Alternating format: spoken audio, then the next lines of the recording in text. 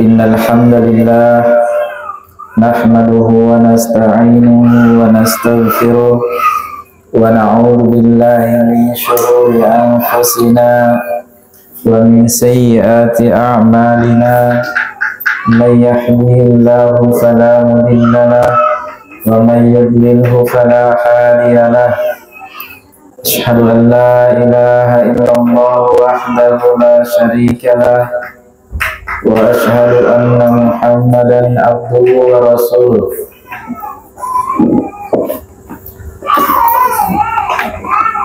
Ya ayyuhalladzina amanu taqullaha haqqa tuqatih wa la tamutunna illa wa antum muslimun.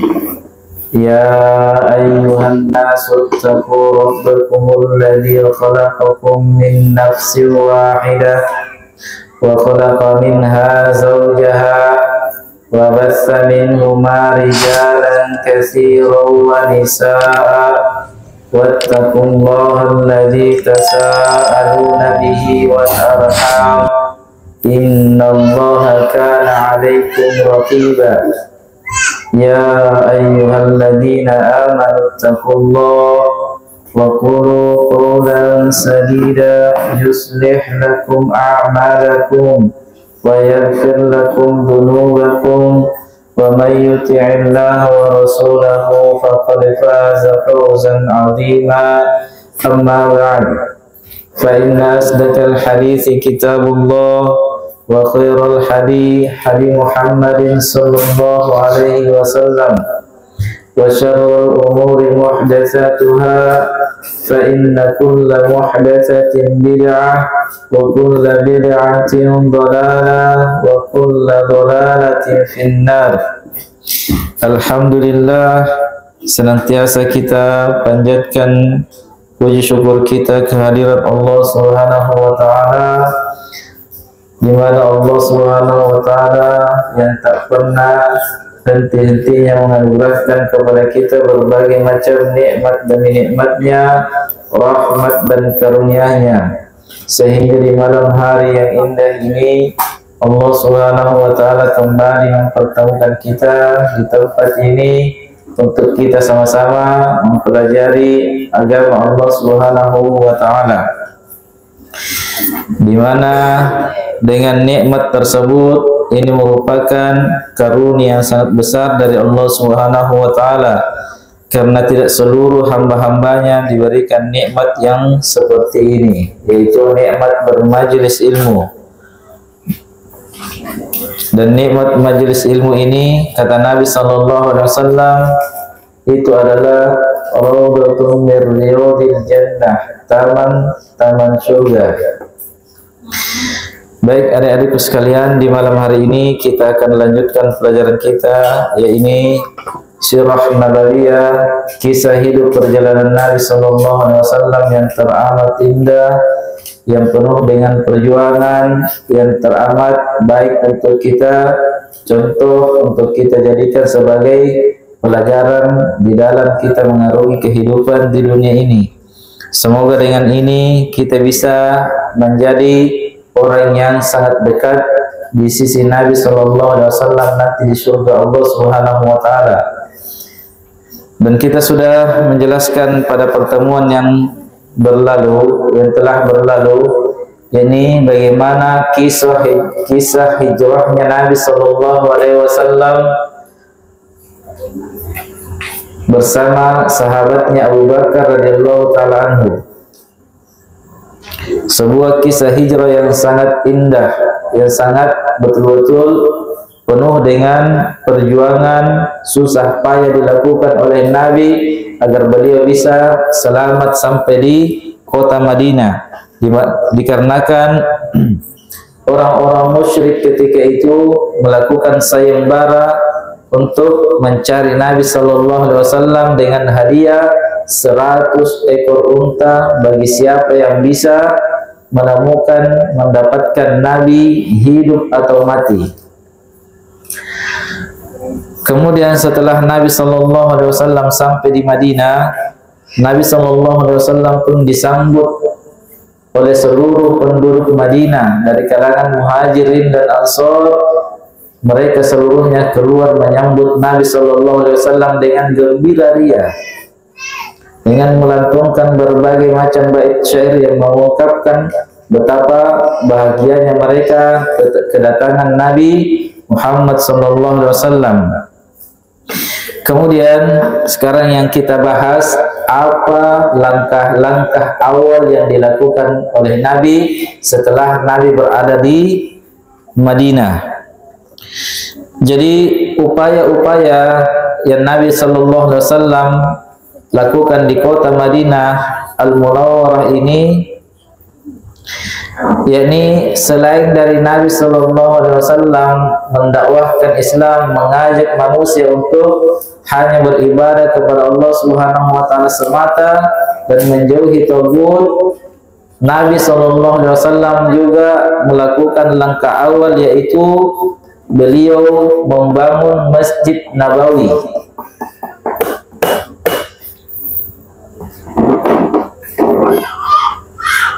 Nabi Sallallahu Alaihi Wasallam bangun Masjid Nabawi. Inilah langkah awal yang Nabi lakukan.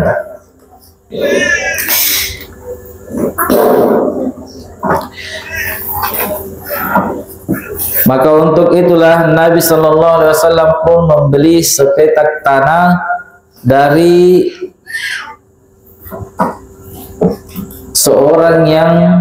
dari dua orang anak yatim. Tanah ini milik dua anak yatim, di mana di tanah itu unta Nabi Sallallahu Alaihi Wasallam sebelumnya pernah mendulum di situ, menandakan bahwa unta itu sedang diperintah, dan itulah tanda bahwasanya di situ akan dibangun Masjid Nabawi. Maka Nabi Sallallahu Alaihi Wasallam pun membeli lahan itu sebanyak, luas lahan itu sekitar 100 kali 100 hasta, dan dia adalah dimiliki oleh dua anak yatim. Kemudian di dalam lahan itu terdapat kuburan-kuburan orang-orang musyrik. Ada beberapa kuburan orang musyrik di dalam lahan itu. Kemudian ada juga runtuhan-runtuhan bangunan, pohon-pohon kurma dan pohon cemara. Maka Nabi Sallallahu Alaihi Wasallam perintahkan untuk digali kuburan itu dan dipindahkan. Kemudian diperintahkan juga agar runtuhan-runtuhan bangunan itu diratakan, pohon kurma ditebang, demikian juga pohon cemara dibersihkan semuanya. Maka dari sini kita dapat mengambil pelajaran bahwa antara masjid dengan kuburan itu tidak boleh disatukan. Nabi Sallallahu Alaihi Wasallam sewaktu membangun Masjid Nabawi disuruh angkat kuburan-kuburan orang musyrik itu, dipindahkan, dan dibangunlah di situ Masjid Nabawi.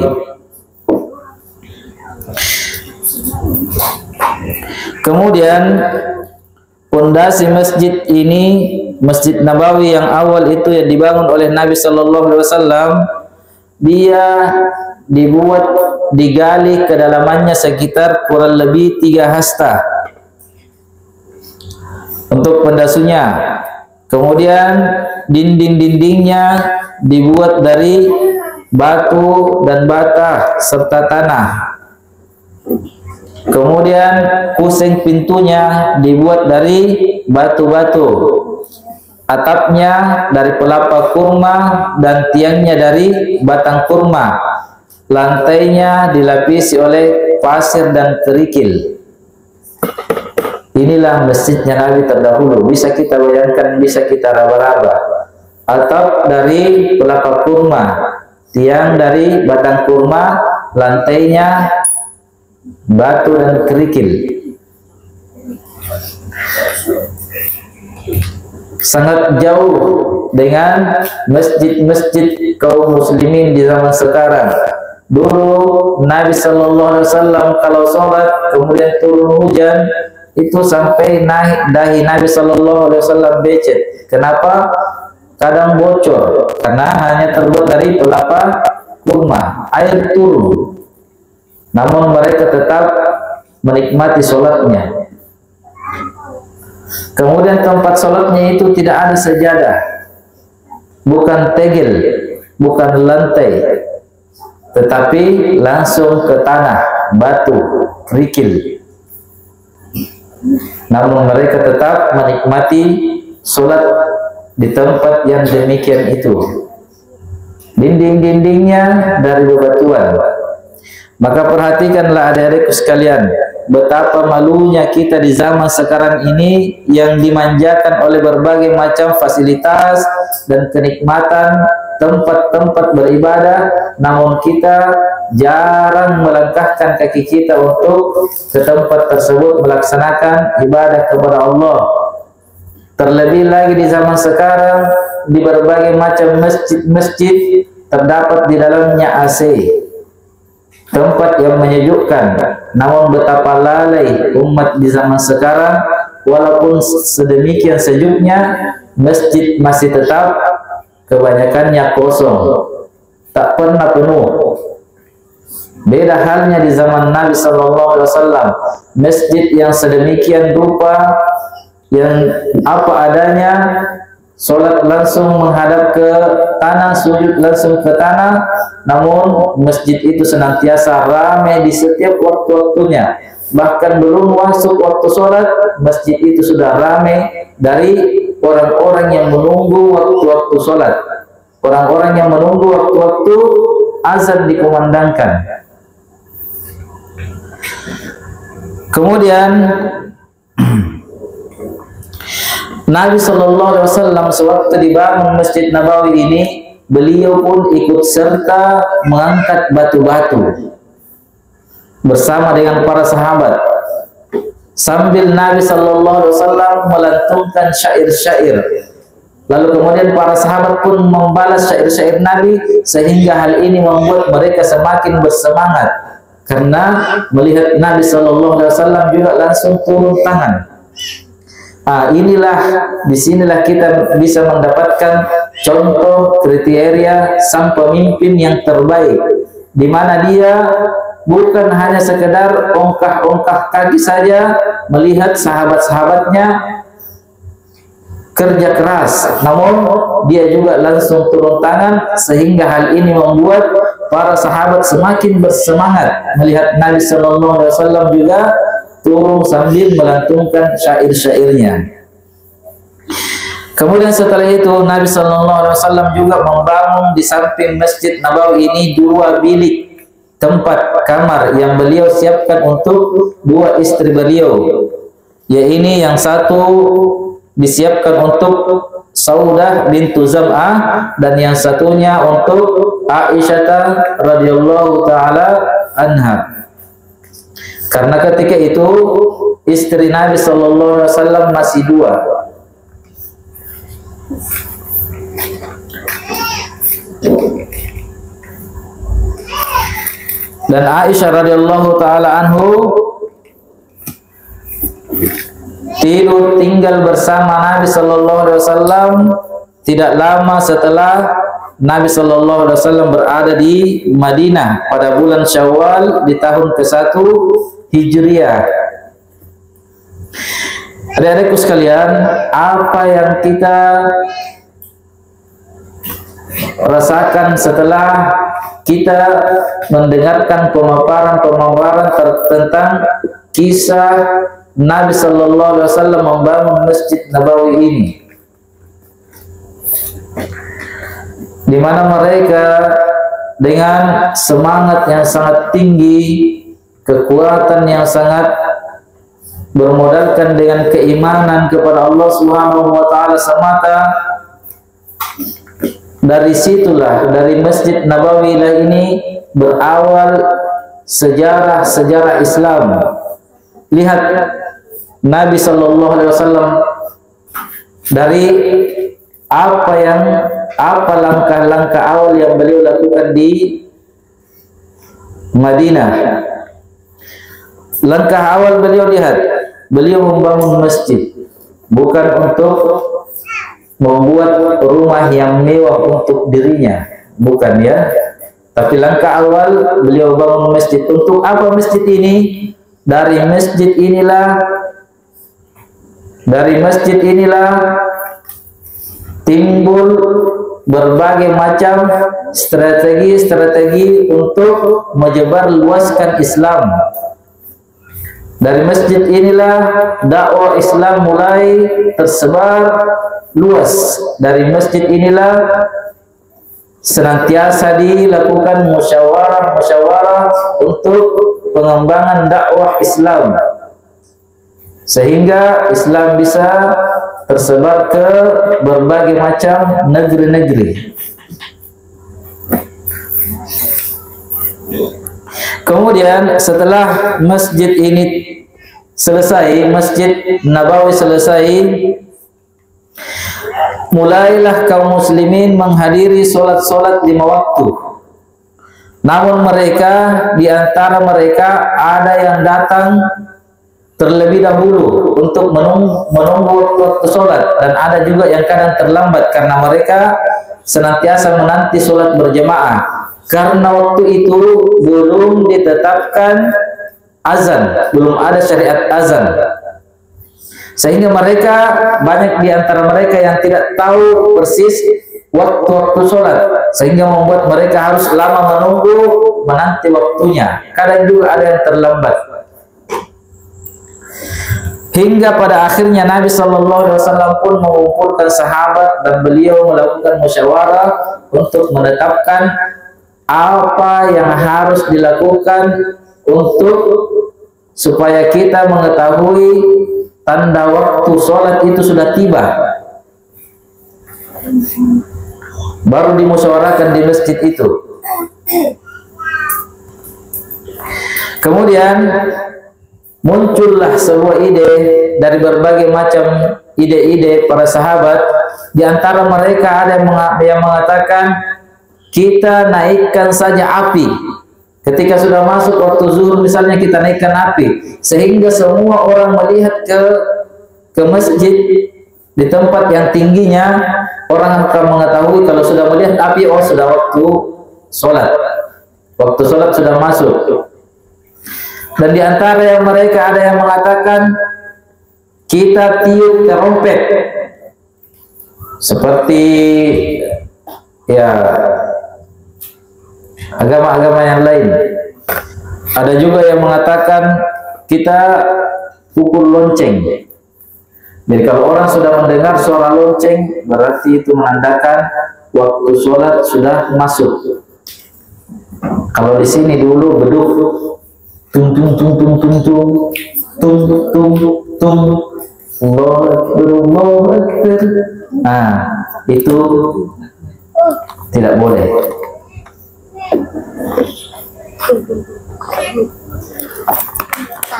Lihat ya, syariat azan itu ada tuntunannya, tidak boleh kita sembarang. Syariat untuk masuk tanda-tanda waktu sholat itu ada syariatnya, ada tuntunannya. Jangan sembarang. Di zaman Nabi sudah ada itu semua, namun itu tidak dipakai. Sudah ada ide-ide itu. Seandainya itu dibenarkan, maka di zaman mereka para sahabat juga melakukannya. Sudah ada yang memberikan ide lonceng, terompet, api, itu ditolak, tidak diterima. Hingga akhirnya berbicaralah Umar radhiyallahu taala anhu. Beliau pun mengatakan, tidakkah kalian bisa memerintahkan seseorang untuk berteriak dengan ucapan as-salatu jami'ah, mari kita sholat berjamaah. Ini idenya Umar radhiyallahu taala anhu, dan ide Umar ini kebanyakannya benar sesuai dengan wahyu. Maka Nabi sallallahu alaihi wasallam pun menerima idenya Umar radhiyallahu taala anhu. Jadi azan yang pertama itu ini as-salatu jami'ah.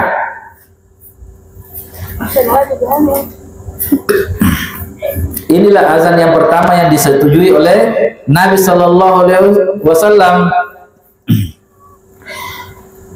Kemudian selanjutnya ada seorang sahabat yang bernama Abdullah bin Zaid bin Abdul Rabbi Al-Ansari radhiyallahu taala anhu, beliau pun melihat tentang bagaimana tata cara azan di dalam mimpinya. Dia bermimpi diperlihatkan tata cara azan yang seperti yang dilakukan sekarang ini.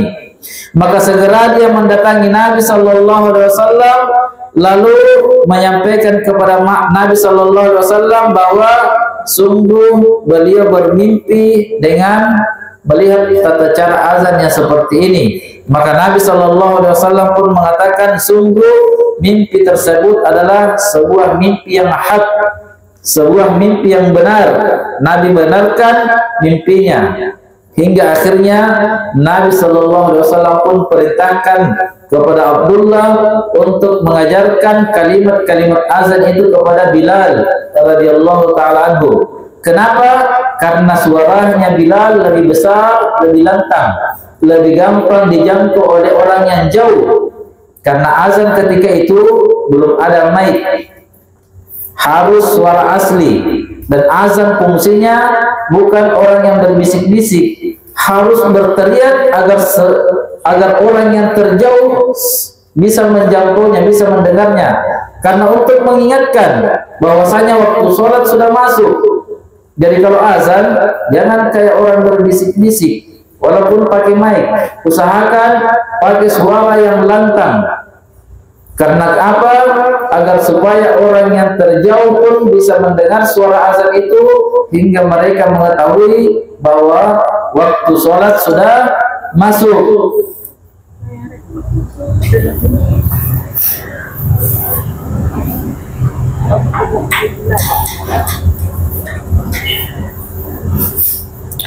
Lalu kemudian setelah Bilal radhiyallahu taala anhu mengumandangkan azan, maka Umar radhiyallahu taala anhu pun mendengar suara azan itu, hingga beliau pun langsung berangkat menuju Nabi sallallahu alaihi wasallam, segera menuju Nabi sallallahu alaihi wasallam, lalu berkata kepada Nabi sallallahu alaihi wasallam, demi Allah, sungguh saya juga bermimpi seperti itu, seperti azan yang dikumandangkan ini. Hingga hal ini menguatkan mimpinya Abdullah, bahwasanya syariat azan itu memang dibenarkan dari mimpi mereka berdua. Nabi sallallahu alaihi wasallam benarkan, disetujui, hingga akhirnya itulah yang dijadikan sebagai syiar Islam untuk menjadi tanda waktu sholat sudah masuk. Jadi inilah kisah awal bagaimana azan itu dikumandangkan. Jadi berbagai macam pendapat di awal-awalnya. Ada yang bilang lonceng, ada yang bilang trompet, ada yang bilang api, dan berbagai macam. Dan semuanya itu tidak disetujui oleh Nabi sallallahu alaihi wasallam. Maka jangan kita melakukan hal-hal yang tidak disetujui oleh Nabi. Misalnya memukul beduk, tong tong tong tong tong tong tong tong tong tong tong, Allahu Akbar, itu sama seperti misalnya memutar kaset-kaset mengaji, itu tidak disyariatkan. Setiap masuk waktu sholat diputar dulu kaset-kaset mengaji, itu tidak disyariatkan. Karena seandainya disyariatkan, tentulah di zamannya Nabi dan para sahabatnya juga diberlakukan. Waktu azan sudah ada syariatnya, sudah ada tuntunannya. Tidak boleh kita menambah-nambah dalam agama Islam, dan kita tidak boleh juga menguranginya. Sesuaikan saja. Waktu azan di syariatnya adalah azan. Cukup azan terdengar oleh orang-orang, sudah diketahui waktunya sholat sudah tiba. Kemudian setelah itu antara azan dan iqamah ada waktu jeda selama waktu kurung 2 rakaat sholat. Kata Nabi SAW, antara azan dan iqamah itu ada 2 rakaat sholat qabliyah. Setelah itu barulah dikumandangkan iqamah. Kemudian dahulu itu disediakan tempat yang tinggi agar supaya tukang azannya itu ketika masuk waktu sholat dia naik, dia azan di atas. Kemudian ketika dia sebutkan hayya 'alas shalah, dia sunnahnya menoleh ke kanan. Hayya 'alas shalah, menoleh ke kanan untuk agar supaya suaranya ini menyebar. Orang-orang bisa dari arah sana tahu, mendengar. Hayya 'alal falah, menoleh ke kiri.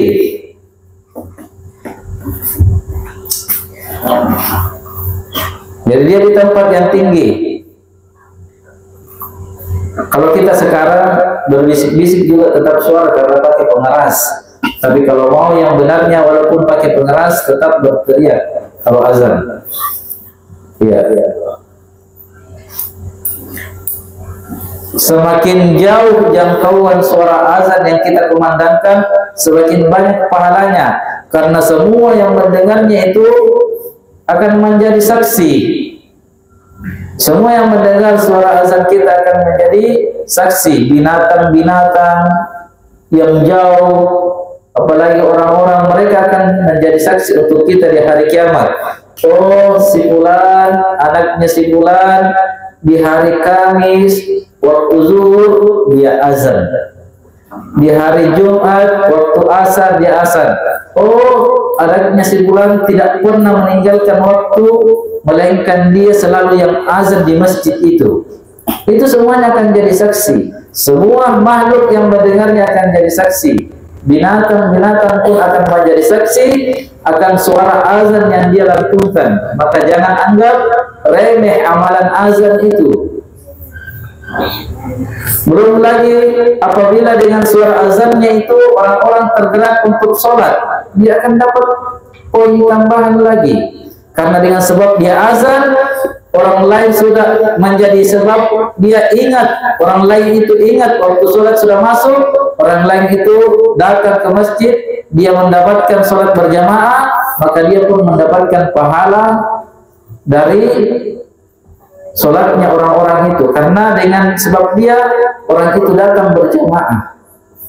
Beda kalau misalnya tidak ada orang azan, orang tidak tahu waktu sholat kapan, bisa jadi lewat atau dia tidak datang berjamaah. Namun dengan sebab dia azan, orang tahu waktu sholat, dia datang ke masjid, dia berjamaah, dia dapat pahala yang besar. Yang azan ini pun dapat pahalanya. Kenapa? Dia menjadi sebabnya.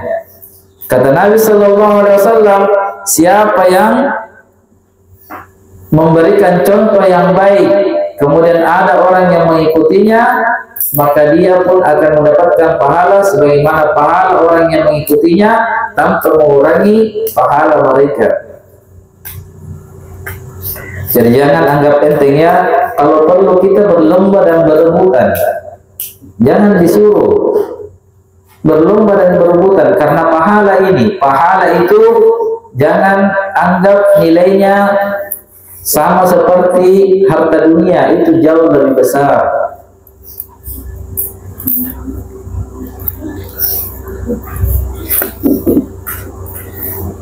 Berlomba saja, yang duluan dialah pemenangnya.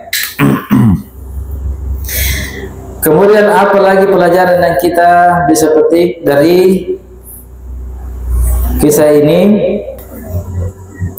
Ya, kita lihat ya, mimpi itu ada yang benar dan ada yang keliru. Mimpi itu ada dua, ada yang datangnya memang datang dari Allah Subhanahu wa Ta'ala sebagai petunjuk, dan ada yang datangnya dari syaitan sebagai buga-buga mimpi. Jadi mimpi itu ada dua, termasuk mimpi yang ini dibenarkan oleh Nabi SAW bahwasanya itu memang petunjuk dari Allah Subhanahu wa Ta'ala. Karena semua yang Nabi SAW benarkan itu merupakan persetujuan dari Allah Subhanahu wa Ta'ala. Karena Allah Subhanahu wa Ta'ala yang bilang, "Wa ma yantiqu 'anil hawa in huwa illa wahyu yuha." Tidak ada yang Nabi ucapkan itu dari hawa nafsunya, melainkan semua ucapannya itu berasal dari wahyu yang diwahyukan. Jadi apapun yang Nabi setujui itu adalah wahyu dari Allah Subhanahu wa taala.